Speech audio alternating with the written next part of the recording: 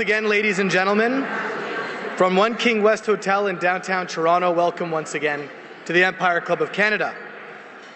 For those of you just joining us through either our webcast or our podcast, welcome to the broadcast of today's event. Before I have the pleasure of introducing our distinguished speakers today, it gives me great pleasure to introduce our head table guests. And for anybody who's been to an Empire Club lunch this year, you'll know that my style is I ask everybody to stand and I say clap as much as you can for each person. You don't have to hold your applause. Show them the love. Okay. So first we have Mr. Ron Jamieson, the first Senior VP of Aboriginal Banking at BMO.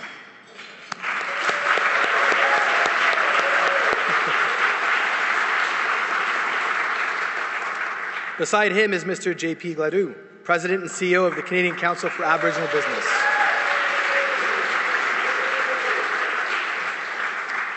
Mr. Clint Davis, Partner and Managing Director of Acasta Capital Indigenous.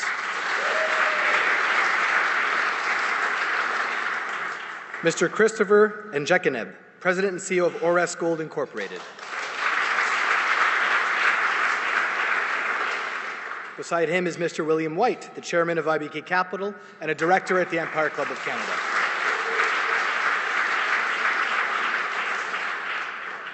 The lovely Miss MJ Perry, PhD student in Theology and Director at the Empire Club of Canada. Got a healthy competition happening here. Next we have Mr. Stephen Fay, the Head of Aboriginal Banking, North American Industry Sectors, Bank of Montreal. And beside him is Mr. Mike White, the President and CEO of IBK Capital Corp.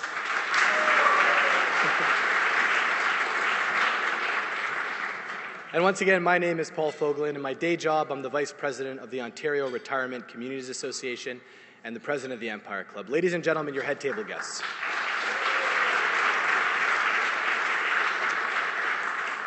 So we are also very pleased to welcome a group of students from First Nations House and from the Rotman School of Management at U of T. Thank you to NRSTOR and IBK Capital for sponsoring our student tables. Can the students rise and be recognized, please? Let's give them a hand.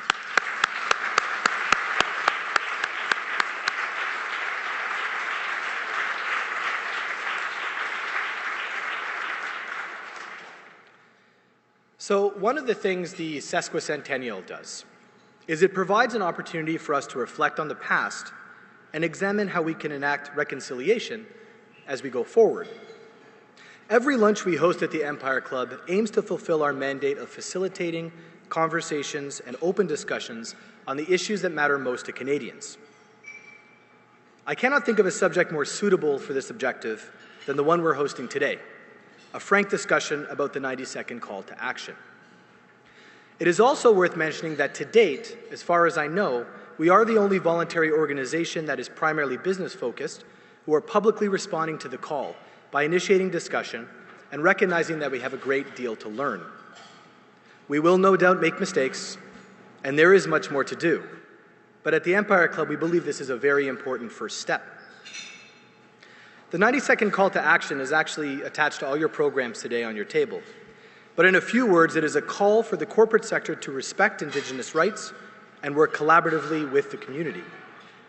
We are truly privileged today to have with us an exceptional group of accomplished First Nations business leaders who will embark on a discussion and surely some heated debate as to how to respond to the 90-second call to action, how it should take shape, where we stand, and the opportunities that lie before us.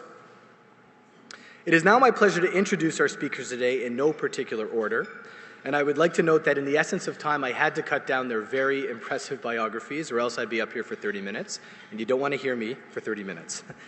So Ron, JP, and Clint, do you mind taking your seats before I read your introductions? Their full bios are available on our website. So Ron Jamieson was born on the Six Nations of the Grand River Reserve in southern Ontario. Ron is a Mohawk who inhabits two worlds. He's got the moccasins and the wingtips to prove it. He became the first Aboriginal stockbroker in Canada and spent the next 10 years selling real estate-backed securities. Beginning as a trainee, he progressed to being the company president. In the early 90s, the Bank of Montreal approached him and engaged him as vice president to establish BMO's Aboriginal banking, making him Canada's first Aboriginal senior executive at a big bank. That's worth a round of applause.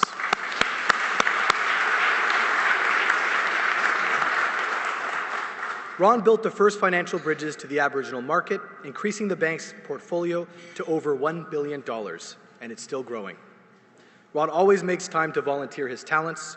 He developed a program that allows Indian people on reserve to at last own their own homes. It's his legacy to the First Nations of Canada. Ron Jamieson has also received both the Order of Ontario and the Order of Canada for his pioneering contributions to the finance industry, notably in improving access to financial services for First Nations people across Canada. A round of applause for Ron Jamieson.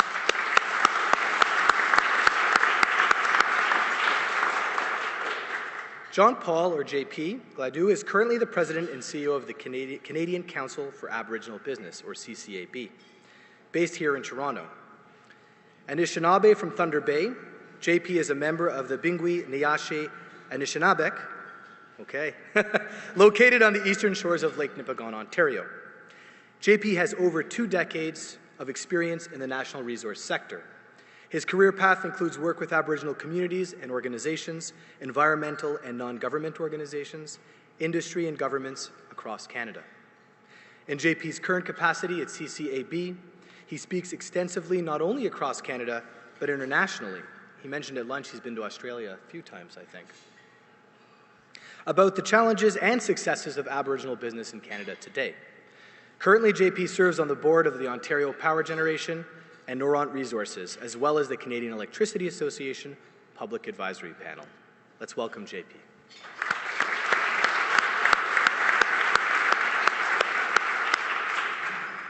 Our moderator today is Clint Davis. Clint is the partner and managing director of Acasta Capital Indigenous, or ACI, an Indigenous-owned subsidiary company of Acasta Capital. ACI partners with Indigenous governments and economic development corporations to achieve growth and value creation by assisting in the maximization of their inherent competitive advantage. Prior to the creation of the company, Clint was the Vice President of Indigenous Banking at TD. Clint is an Inuk from Labrador, is the chair of the board of the directors for the Nunatsiavut? Very close. Close, right? Because Nunatsiavut group of companies, which is the economic arm of the Nunatsiavut government, a self-governing entity that represents the political, social, and economic interests of the Inuit in Labrador. Under Clint's leadership, the NGC has grown to owning and partnering in 14 operating companies with general revenue of over $35 million annually. Clint has had a very diverse career. He's worked as a lawyer, a senior civil servant, a banker, and is president and CEO of the CCAB. In 2016, Clint received the Inspire Award for Business and Commerce, which represents the highest honor the Indigenous community bestows upon its achievers. Ladies and gentlemen, our panel. I'm clapping for you, Clint. Are you? So Nakamik, this thing on, everybody can hear me? That's great.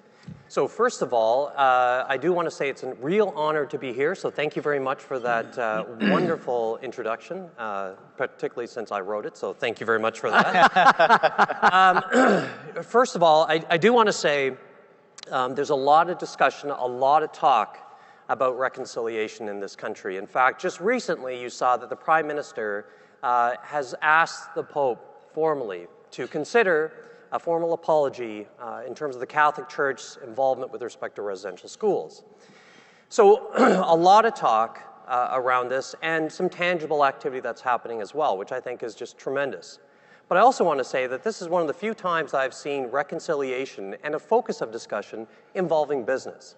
And so it is a real honor for myself to be here and participating in this, because what you're going to hear from two of these gentlemen is business can provide a remarkable foundation in terms of a brighter future for our people and reconciliation in this country.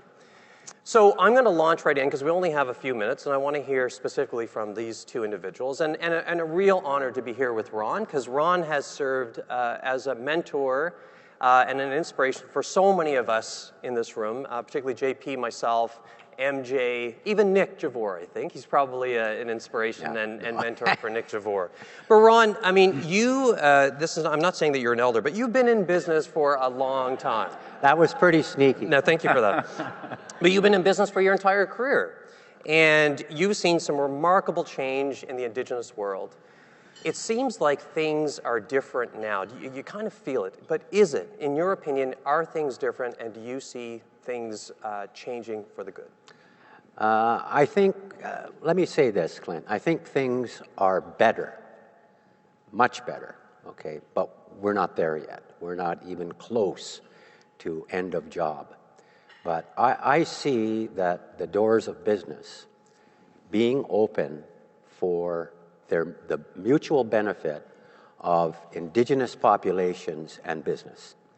And there's a way to do that. And the first thing I want to dispel is the fact that many people believe that Indigenous populations are anti-development.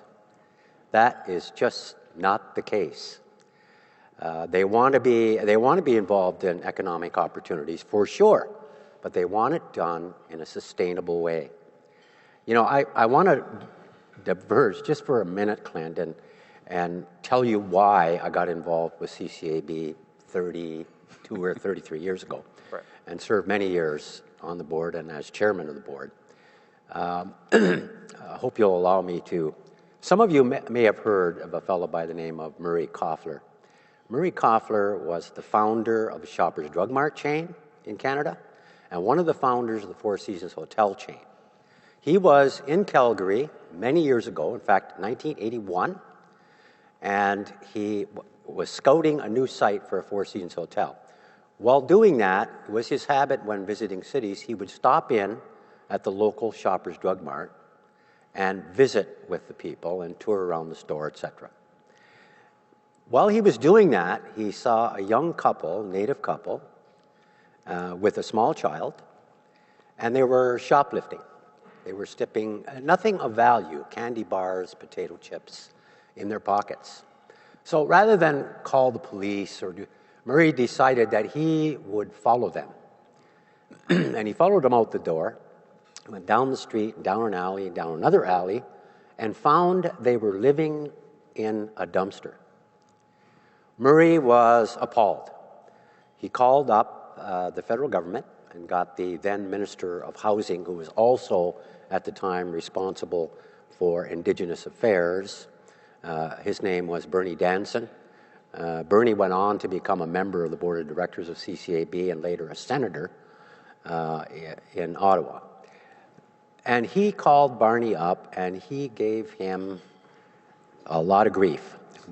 I'm sending you guys taxes every year, thousands and thousands of dollars, and you're doing nothing. Like, why are these people living in dumpsters? And Barney said to him, Barney, we're trying to do the best we can. However, Murray, I think that really, as a businessman, I think businesses have, a really opportunity to get involved here and help us change things. Murray Koffler, for those of you who ever met him, is not a guy that took challenges lightly. And he called together a group of very high-powered individuals to meet at his home, including Edward Bronfman, Paul Martin, who was then merely the president of Canada Steamship Lines, and a number of other individuals. I was at the time a branch manager just over here on Bay Street, and I got a call one day, and my secretary said, there's Murray Koffler's on the phone, wants to talk to you. And of course, being a foolish broker, I said, oh, goody, Murray's going to hand over his portfolio to me. That wasn't the nature of the call. Murray said, I'd like you to come to a meeting and meet some people and talk about what we view as an opportunity. That was in 1983, 84. This was at a time, ladies and gentlemen, when no businesses paid any attention at all to Indigenous populations. In fact, they said our problems were the problems of the federal government. Cut and dried. And Murray thought that if we do this right and we get people together for their mutual benefit and make that our raison d'etre of CCAB, it will be successful. And under the leadership of these gentlemen right here, today, the proof is there. It is successful. It is working. We need more business involvement. We need more Aboriginal leadership involvement. But I tell you, we're on the right track. We're not there yet, as I said, Clint. We got a lot of work to do, but things are getting better. Sorry to take so much time, Clint. But even with all the work that we actually have to do, Ron, that was a tremendous insight regarding the Canadian Council for Aboriginal Business. In your opinion, what does reconciliation look like? Ultimately, what is the end game? Well, let me tell you, when I was at the Bank of Montreal, and the chairman of the bank, one Matthew Barrett, said to me, what would success in Aboriginal banking look like? And I said, you know, Matt, it would look like you don't need Ron Jamieson here. You don't need Ron Jamieson poking the credit department and poking these people to get out and meet with Aboriginal people. So we need folks to, you know, it's not, you know, I had many bankers say to me, is it legal to go on the reserve? Are we allowed to go on the reserve? This is a true statement. Yeah. And I said, absolutely. Go out to the reserve, meet the people, have a cup of coffee, and you're going to find out that the people that live there and in Métis communities or whatever, wherever, you're going to find that people there are the same. They just want to be treated with respect. That's really all it takes, and it does work. Thanks, Clint.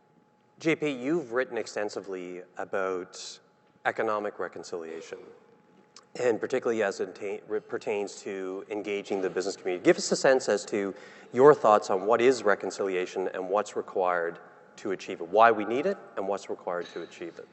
So to build on Ron, absolutely be a better world if Ron wasn't a part of the picture. I'm kidding. Ron has been incredible. He's been an incredible advocate for the work that we've done. Here's but that it would be an incredible world too if CCAB wasn't in existence to that point, because we would be integrated in every part of business.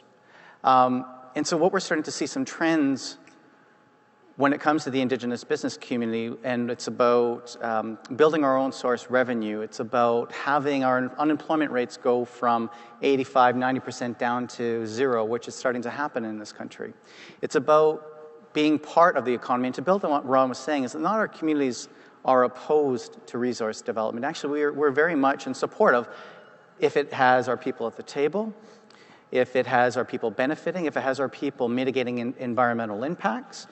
And at the end of the day, we're starting to see some incredible economic activity. For instance, the Lower Matagami project here in Ontario with Moose Cree First Nation. They own 25% equity in a major hydro facility with OPG.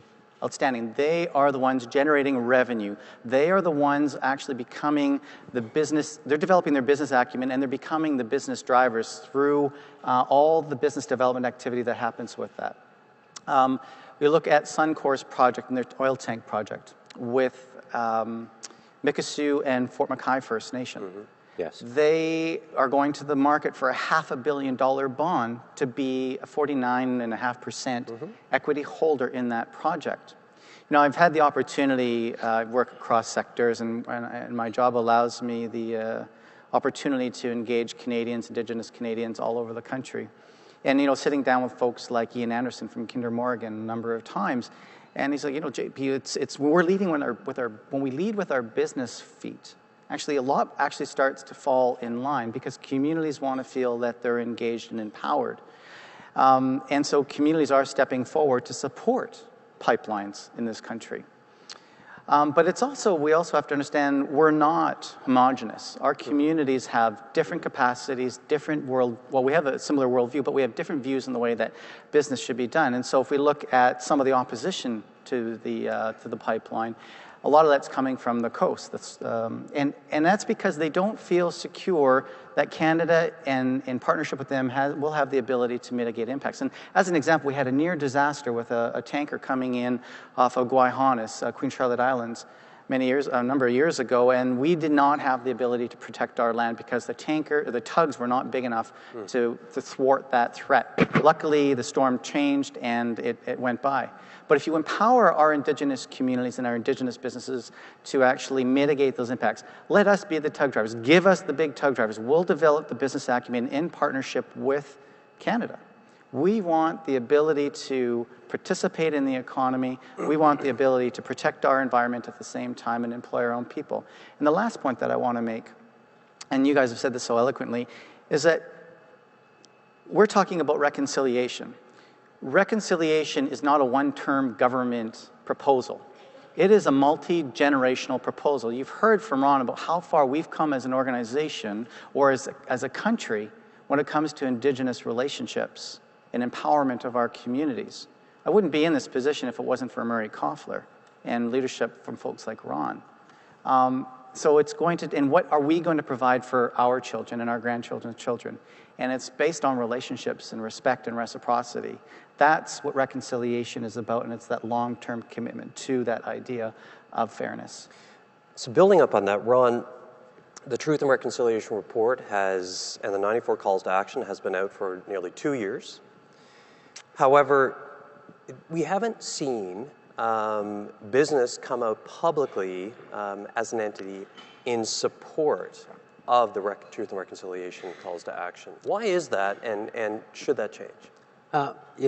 Clint, that's not quite true. I mean, we've had a number of companies that have stepped out. Not as many as I'd like to see. Right.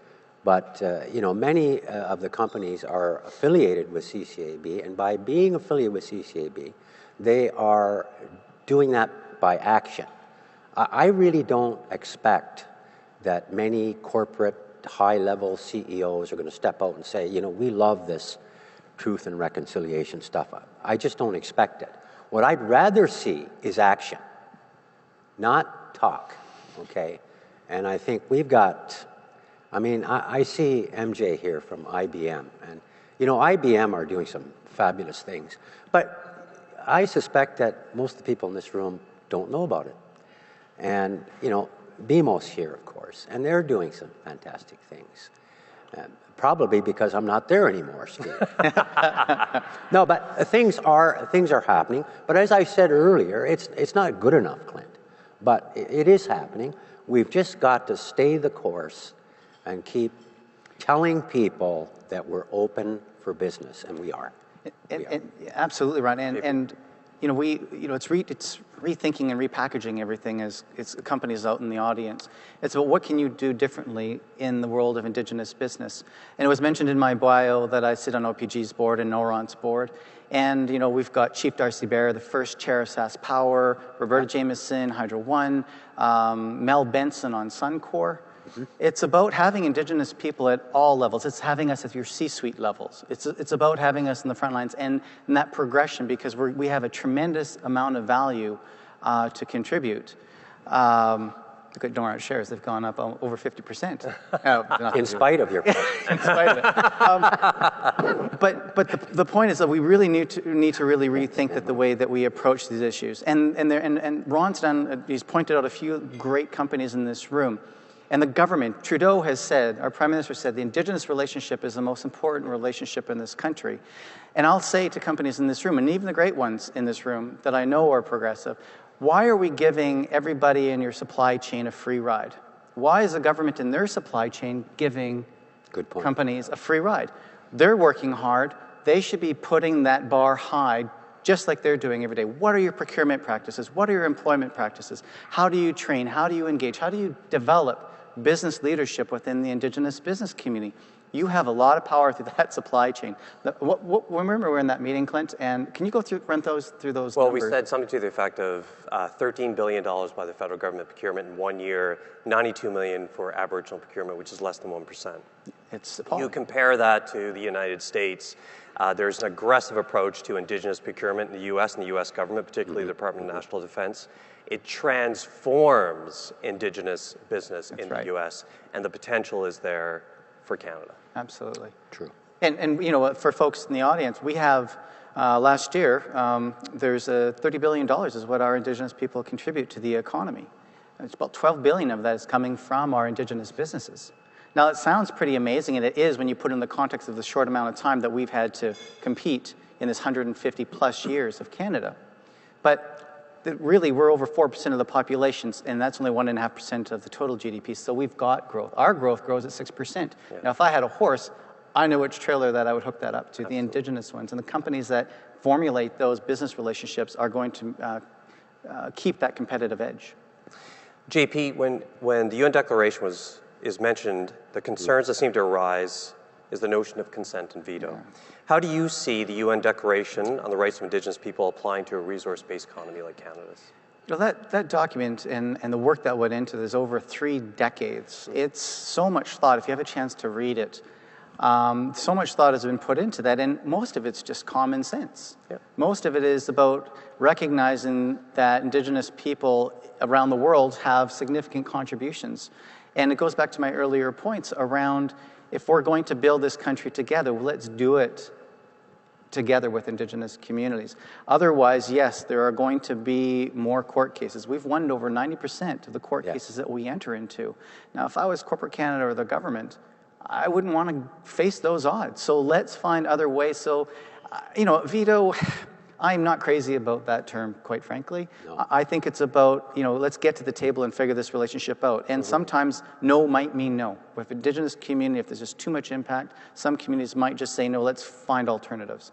And the whole thing about a renewable energy future for our communities in our country. I mean, we're going to progress there, but in the meantime, we still have a lot of work to do for our communities. But we have to pay attention to it. And just because it's hard work, we shouldn't be shying away from it. Is this document actually, from your perspective, creating concern within the resource sector at all, like in terms of its application? I think it creates concern for companies and the resource companies that have not put the time in, as Ron says, to sit down and have a coffee with our people. Because ignorance, you just don't know. But once you start to sit down with our communities, you'll find out there's a lot of willingness to sit down and figure out a pathway forward. I learned a lot of, if I can just add, I learned a long time ago that when you have 2 camps, be they Indigenous or otherwise, and they're not talking to one another, then one of the camps starts saying, I wonder what these guys are doing. What's up, And the other camp says, gee, I don't know. What are they doing? Okay? So much could be solved by getting to the table and having a conversation about the wishes of both parties and finding the common ground and making it happen. And as opposed to, thankfully, I do see more and more companies that rather than go to court and rather than go to court and lose, which they're apt to do in these times, it's better to go out to the community, meet with the people, and find out, simply say, how can we make this work for our mutual benefit? That's key. Mutual benefit is key. Yeah, and Jim Prentice's book, if you get a chance to read Jim's book, I mean, it's energy, it's Indigenous relationships, he does a brilliant job, and when he gets to the Indigenous chapter, about 3 pages in, he says, their future is our future. And Jim was the only conservative MP who went and wanted to take on this role to work with Métis and Inuit and First Nations people, because he understood that we are stronger together, and he was such a passionate man about it. Give his book a read.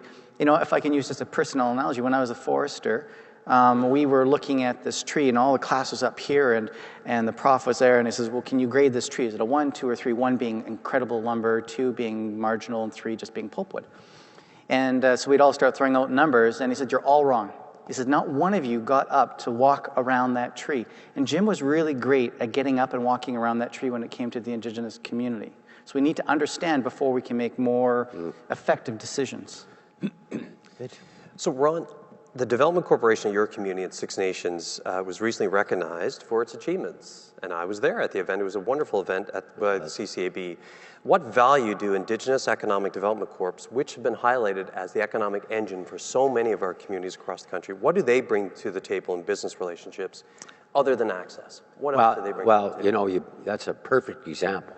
I mean, that is my home community. And just for disclosure purposes, you should all know that my son is the president of the Economic Development Corporation. Right. However, having said that, they did bring access, Clint, but they also brought financing. Yeah. I was part of a group of people that raised capital for equity to participate with Samsung in that deal. And so don't think that the only thing available is access as a corporation. They have skills, my people have skills, they have access to capital, they want to do it, they want to be successful, and they want to employ their own people. And they want to do it in a sustainable way. And I can tell you that the Samsung wind and solar project is very, very sustainable. And it's an ideal project for the community, because you're not going to have any Aboriginal groups becoming involved in a coal-burning generation system, I can tell you. And it's just passé. And I think most people recognize that. And you know, it's noticeable up here, you've got 3 men, and I want to recognize that because we did work with Canadian Club, and there's so many incredible Indigenous women out there that actually couldn't make this. And one woman, I'm married to one of them, actually. You are, actually. There she is. I see her. Beautiful as ever. I could tell when she cheered. Yeah, she was the only one She was that the cheered. loudest. It was great. I have my own cheering thing.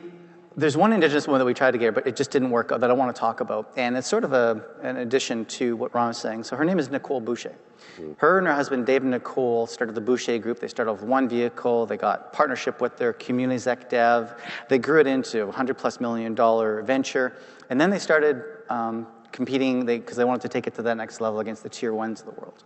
And they couldn't compete successfully. They didn't have the balance sheet. They didn't have the global processes to make sure that they were competitive. So they shopped around for a partner. They found Carillion. Carillion is an international UK-based infrastructure organization. And they have a 51% partnership. Really incredible, though, is guess who owns that 51%? Dave and Nicole do. They manage and own and control an international company.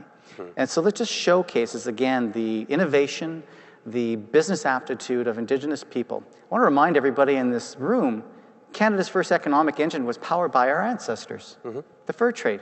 We knew trade, we knew business, we knew the quality of product, we knew trade lines, we knew how to get it to a global environment. And so we've been on a hiatus for a very long time due to the colonialistic practices.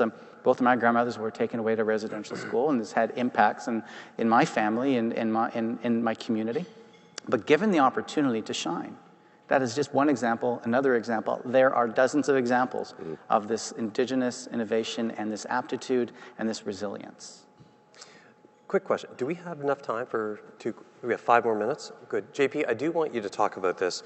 Tell us how, in your plug-in a program, tell us how CCAB's Progressive Aboriginal Relations program, the PAR program, which I believe is absolutely fantastic, it's perfect. Tell us how that can actually be a foundation for a plan of reconciliation for business in this country. I want to recognize Mr. Fay and MJ. They're both PAR Gold companies. Are there other PAR companies in the room?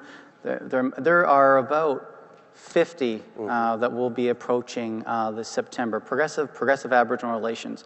It is a certification program that is we administer it, but we facilitate it. But it's Indigenous professionals and jury members that actually deliberate on companies' success in Aboriginal relations. It's a framework, and Luann is here. Luann, can you please stand up, because this is an amazing woman. It's been in my office.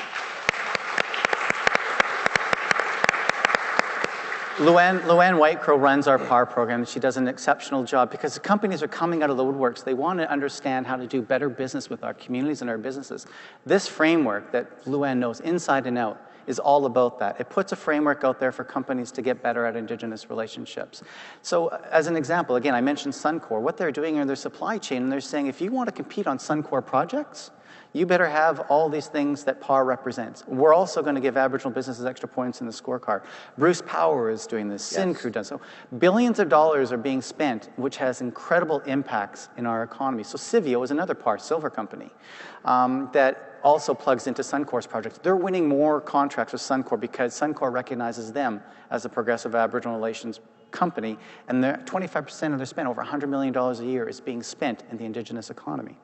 So I want everybody to understand, we can address the education in this world, in Canada. We can do it.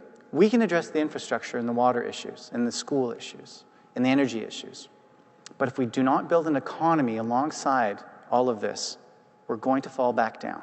We have to build an economy, and that only gets done by changing our business practices when it comes to working with Indigenous businesses and understanding the importance that we have to play in this country. Ron, how many times have we said, the best thing sometimes that government can do when it comes to business is get out of the way? Having said that, because of your experience with the Ontario Power Authority, you've seen firsthand government intervention and action and how it can help to create some viable economic opportunities for Indigenous communities in the private sector. Can you talk a little bit about sort of what you've witnessed as the evolution of a particular industry here in Ontario? Yeah, thanks, Clint. I was fortunate to be a small portion of designing a program that was a direct assist to Aboriginal communities, because I always felt that the government might push partnership to make these things happen, and rather than do that, the Ontario Power Authority, when I was on the board of directors, devised a program where there was an economic adder. So if you were a mainstream corporation and you wanted to take on an Aboriginal partner, you got extra dollars per megawatt for doing that. And it was a scale. And the higher the participation rate by the Aboriginal communities, the greater the income to all. And it was a very, very important program, and it's been remarkably successful. And so that's but one example, Clint, but an important one, because it shows what incentive can do, as opposed to trying to force partnerships going forward. It doesn't. The forcing part doesn't work. That's great. It's a great comment. And this man here, our incredible moderator, I want to ask you a question. Oh. I mean, you had...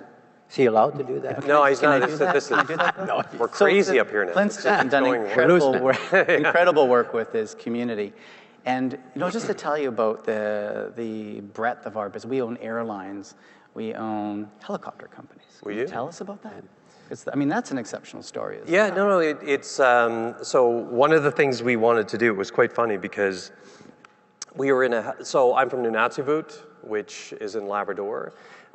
We had an opportunity to partner in a variety of different companies. So we partnered with two companies, which were helicopter companies. And one thing that we noticed when we were looking at what our revenue was, it was ourselves and the First Nations group that was there. It was a small sliver of revenue for us. And the contract was coming up for renewal. And we looked at it and said, we're a minority on the board. They don't hire any of our people. What the hell are we doing this for? This makes no sense. We can go and invest our resources to try and generate revenue elsewhere.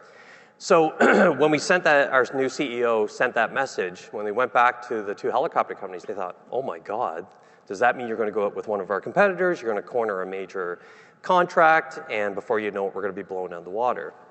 So they started to scramble, and one of the companies came forward and said, okay, if you don't like that agreement, how about you buy us? And so we went, yes, that's what we're talking about. We actually have the capital to buy it. So we actually ended up buying the helicopter company, which were 19 helicopters, and the price tag was in excess of $45 million. And frankly, it was one of the largest transactions that an Indigenous group did at that time. So it demonstrated that we do have as Ron said, the capital, the people, the management skills in order to run companies like that. So yeah, it was a source of pride for the community. Yeah. So we're gonna tie this up with one quick question, and then I'm gonna tie it up at the end. JP, you have it. You talked extensively about economic reconciliation, what this country needs to do. What does Canada's economy look like when we've achieved that level of reconciliation? What does it look like? It means that again, I mentioned our unemployment rates are washed off the balance sheet of Canada. We have revenue sharing agreements for our Indigenous communities as well, because we are also we are all treaty people in this room, and so it's recognizing our treaties still have value and that there is revenue sharing with our First Nation and Inuit and Métis governments. And then there's also, as I mentioned a few, that these aren't just outliers where we have equity positions in many of Canada's projects going forward. We need to generate our own source revenue so that we can make our own decisions. And that means that by the way, our Indigenous entrepreneurs outpace the non-Indigenous entrepreneur on a 4-to-1 ratio. Yep. And it means more of these Indigenous businesses are being successful and being part of every part of our economy. And that's what it looks like to me. Well, Acasta for that. Listen, I hope this wasn't like Frost Nixon. You guys weren't really too much on that. Okay, this is a lot of pressure. So, yeah, exactly. So, thank you very much for this opportunity. I do want to say, in between when you're doing your binge watching with House of Cards, or watching with House of Cards, I think, which is being released today on Netflix, please, please, please take the time. It's just 20 pages, read the calls of action. Yes. Have a look at it and try to identify some of those calls of action that you can do personally. It's one of the greatest things that you can do as an individual, as a Canadian, and as someone who's committed to improving this country. So with that, I want to say thank you very much with our esteemed panel, and Acasta for everybody. Thank you. Thanks. That's a great job. Good job. I really enjoyed that. Good job. Good job. Thanks. Thanks. Sweating like a farm animal up there. Thank you so much to Clint, Ron, and JP. We do have a special address now to complement the discussion we just heard. I'm going to read the biography for our next guest, Christopher C.J. Angeconeb. Chris is the president and CEO of Oris Gold. He's a member of the Lac Seul First Nation Band in northwestern Ontario. Chris possesses a strong understanding of the interrelated issues facing many First Nations, of the requirements of many of the agencies involved with Aboriginal affairs, and of the practical implementation of the Crown's duty to consult and accommodate. Chris has served as a director to Orcrest since 2011 and was executive vice president from July 2015 to February 2017. Ladies and gentlemen, please join me in giving a very warm welcome to Chris.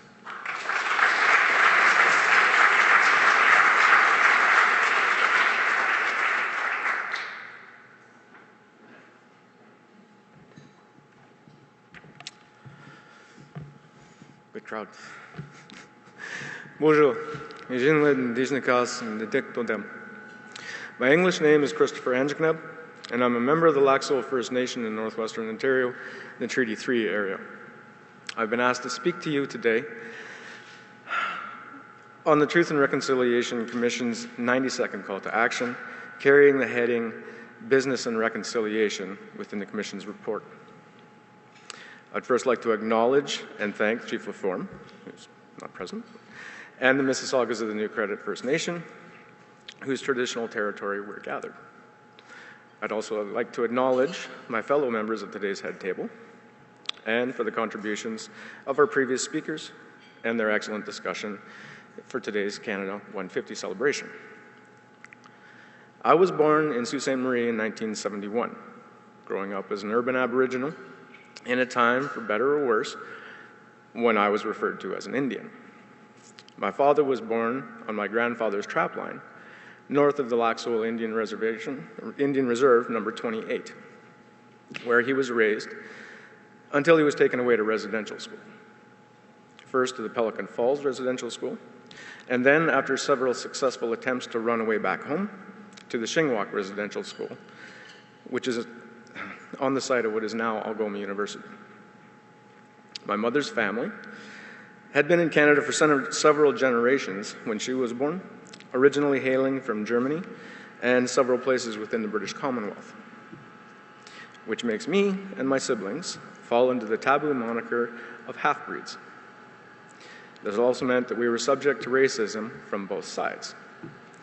Storms make oaks take deeper root, as they say.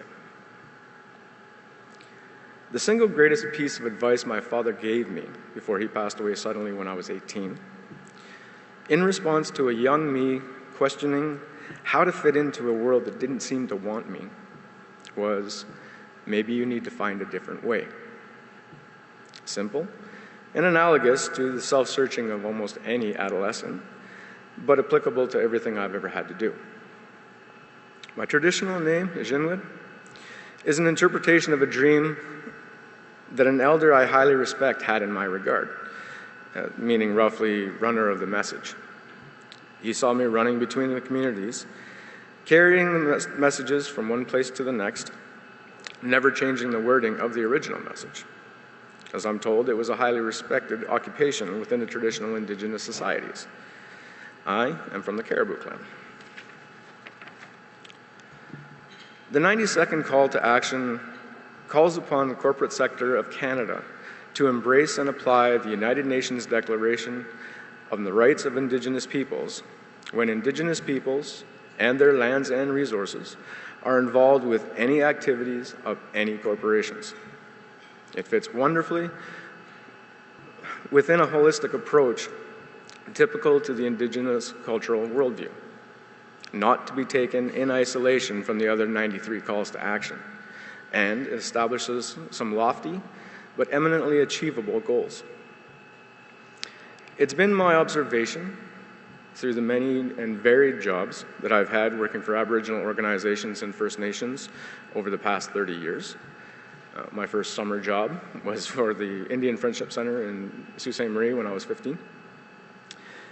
Is that the application of the Indian Act, itself 140 years old, is one of legislated poverty for First Nations, and isolation of their members from the lands, such as my grandfather's trapline, where the traditional lifestyles and the old religion flourished. I don't believe that the many sharing treaties and the Indian Act itself originally intended such, but in the interpretation and application of both, it became the reality. Other travesties that arose from the Act have been well documented, and it will take generations to reconcile. Oddly enough, the Indian Act recognizes me as a full status Indian, regardless of my mixed heritage. My mother is also a status Indian, because that's the way it worked in those days. My experiences with my own band, the Lac Seul First Nation, can illustrate this. I started employment with them as the flood claim coordinator, as a liaison between our lawyers and the flood claim committee with respect to the specific claims process and negotiations. In 1928, construction began on the Ear Falls Dam and hydroelectric generating station, which ultimately led to the illegal flooding of the Lac Seul Reserve and the loss of most of the resources that the elders, that contributed to the elders' choice of the reserve location in the first place, as well as a significant portion of the reserve land base itself. Aboriginal, our traditional name, has been fighting for restitution through a variety of formal processes since 1985, beginning with the federal specific claims process and the provincial historic grievances processes, but ultimately winding up in courts. The Ear Falls Dam provided power to a growing resource extraction industry, both for mining and forestry, whereas the Lac Seul Reserve did not become electrified until the mid-1980s. Timber extraction from the reserve lands and a number of failures of fiduciary obligation was a separate grievance from the same time period. Settlements of aspects of the flooding claim and of the timber trespass court victory provided Lac Seul with something that it had never had before, money of its own, without the strings of what is now Indigenous and Northern Affairs Canada. My next job title was Lands and Resources Coordinator, wherein I became the point of contact for consultation and accommodation. I think of my responsibility to my band through that job as being the thorn in the Crown's side.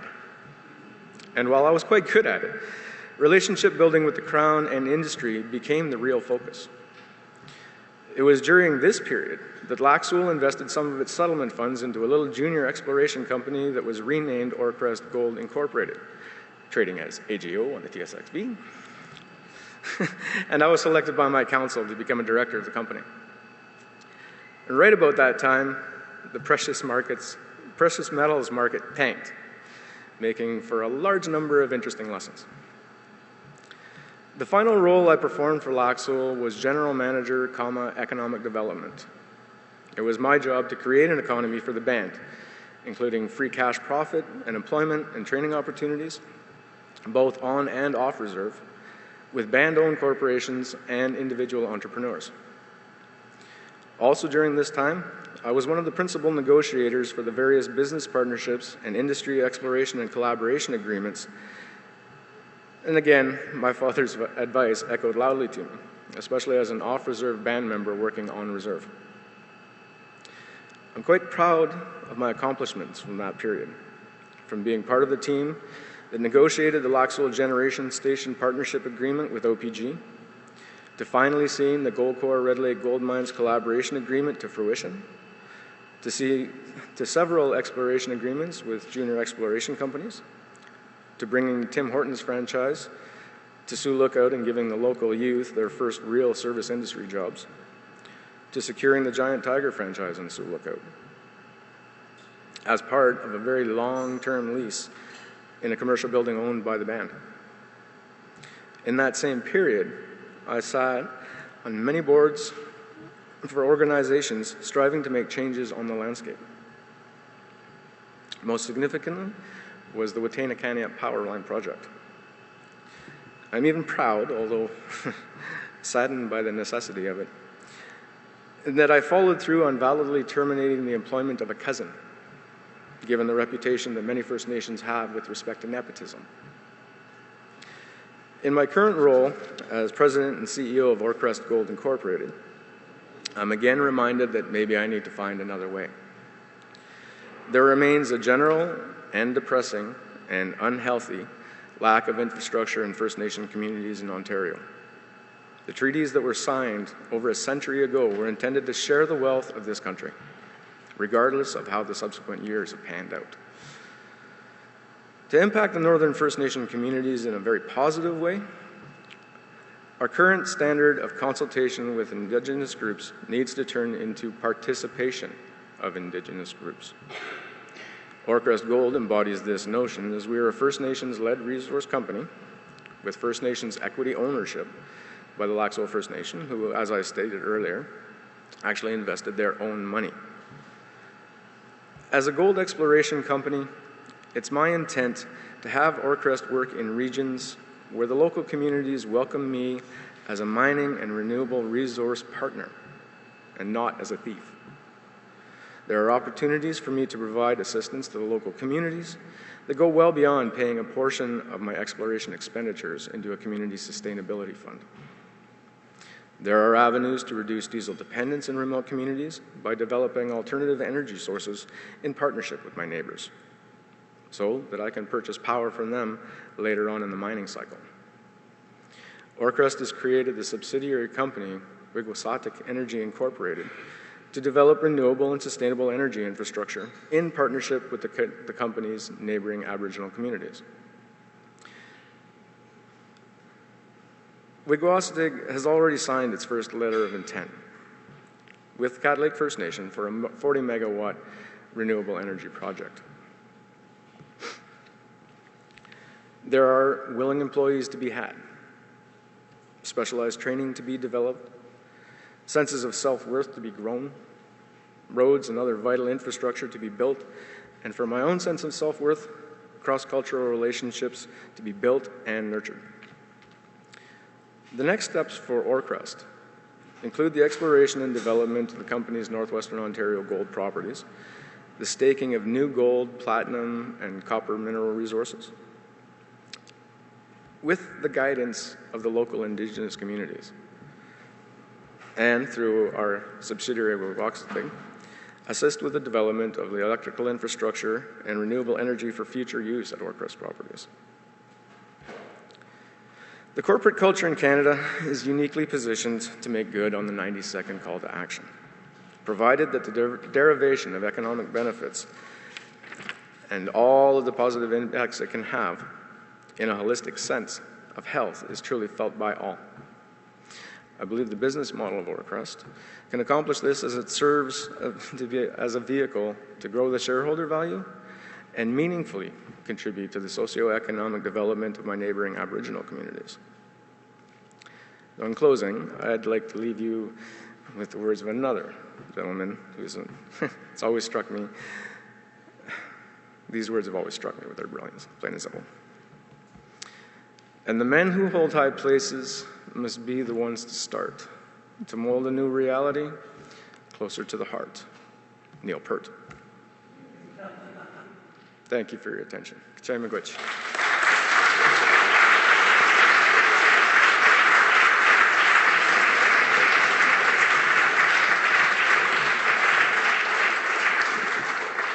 I was just saying to Chris, I'm a Rush fan, so I really enjoyed that quote. Okay, so we have, we're almost at the finish line. We have one special ceremonial activity to take place. So if I could ask Clint, JP, Chris, and Ron to join me and Mike from IBK Capital in blowing out the candles. And I'm calling it today, it's Canada's 150 Plus in respect of our guests and those who are here before us. So please join me.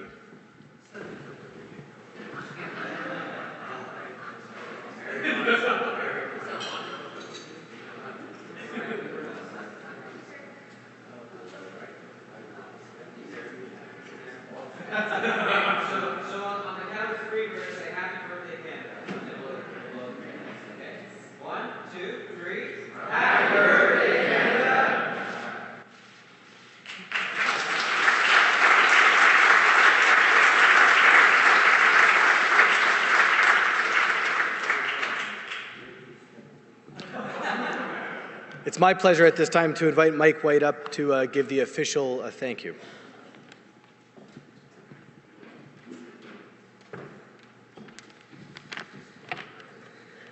Thank you, Paul. Mr. President, distinguished head table guests, fellow members, and guests of the Empire Club of Canada, I have the pleasure to express our formal thanks to the three key speakers and their firms, and also the moderator today. Ron Jamieson, thank you. JP Gladu, thank you. Chris Angeconeb, thank you. And Clint Davis, thank you very much. Gentlemen, what you did today, why you did it, and how you did it helps each of us to better understand and embrace the capital markets and Aboriginal business. Each of your presentations pointed out to how attractive Aboriginal business has been, as well as the challenges of the opportunities available in 2017 to all of us potential investors. Over the last few weeks, Premier Kathleen Wynne has visited with the Mattawa First Nations, the Cree and Ojibwe leadership, and highlighted that the $1 billion that the Ontario government has committed to build the road to the Ring of Fire is on the table. The Ontario government wants to get the infrastructure started prior to the 2018 election and is working to get consensus about the corridor and route of that road. What a great way to welcome the next several years in Ontario. But this cannot be done without the First Nations communities. I'm glad that she has decided to engage the communities, whether it be as a collective group or as individual communities. And I just want to say to our speakers today that if not for all of your effort through the years and continued effort for many years to come, none of this would be possible. The Canada is well blessed with natural resources and energy and all the businesses that spring from that. And it has been too long since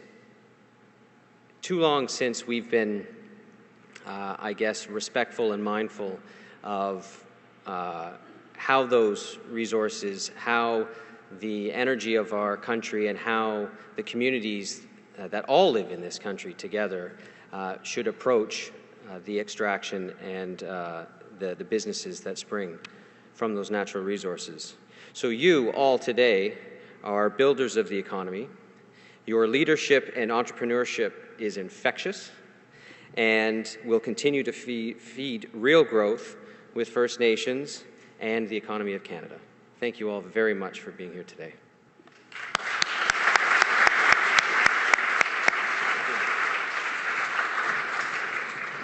I will keep my closing remarks brief. I do want to thank our two sponsors today, our lead sponsor, IBK Capital, and our VIP sponsor, BMO. Without sponsors, we couldn't have events like this. We are a not-for-profit club, so please join me in giving them a hand.